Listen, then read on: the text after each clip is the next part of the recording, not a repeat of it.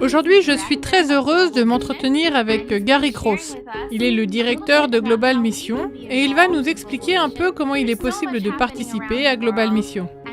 Tant de choses se produisent dans le monde et vous vous demandez peut-être comment y participer.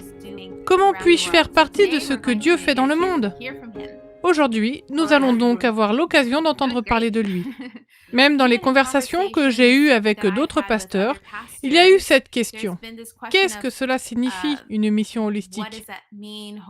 Parfois, il faut clarifier un peu ce que cela signifie.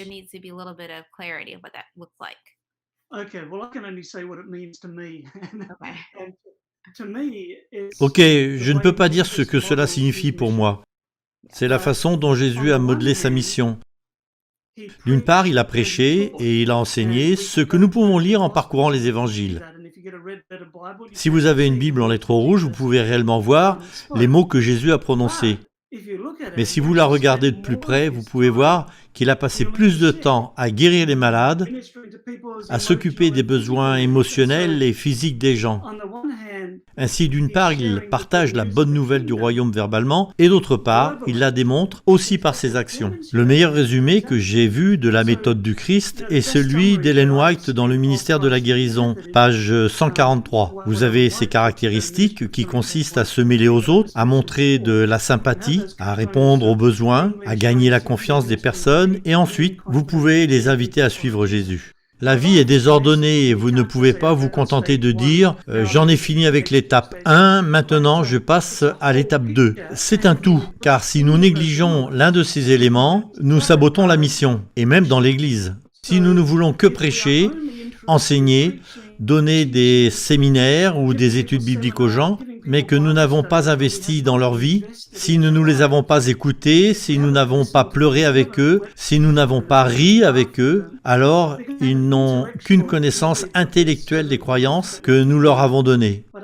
Mais sauront-ils être enracinés en tant que disciples de Jésus ? Ont-ils ce soutien et réseau de relations ? Prenons l'exemple du velcro. Le velcro colle les choses ensemble et si vous le regardez au microscope, c'est une combinaison de crochets et de boucles qui s'assemblent.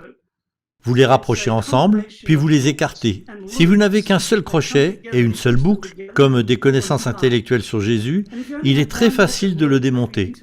Mais si vous avez eu une connexion holistique, intégrale, complète, Jésus a touché votre cœur, pas seulement votre tête, et que vous avez réellement fait l'expérience d'un compagnon chrétien s'occupant de vos besoins physiques, vous ressentez un lien plus étroit. La vie de disciple sera d'autant plus forte. C'est donc ça que je veux dire en parlant de la mission holistique. Je crois au ministère de la littérature. Je pense que les médias sont merveilleux et que nous avons besoin de ces choses. Mais ils ne peuvent que soutenir, ils ne peuvent pas remplacer le contact individuel. Jésus ne s'est pas contenté de rester au ciel et de nous envoyer un tract.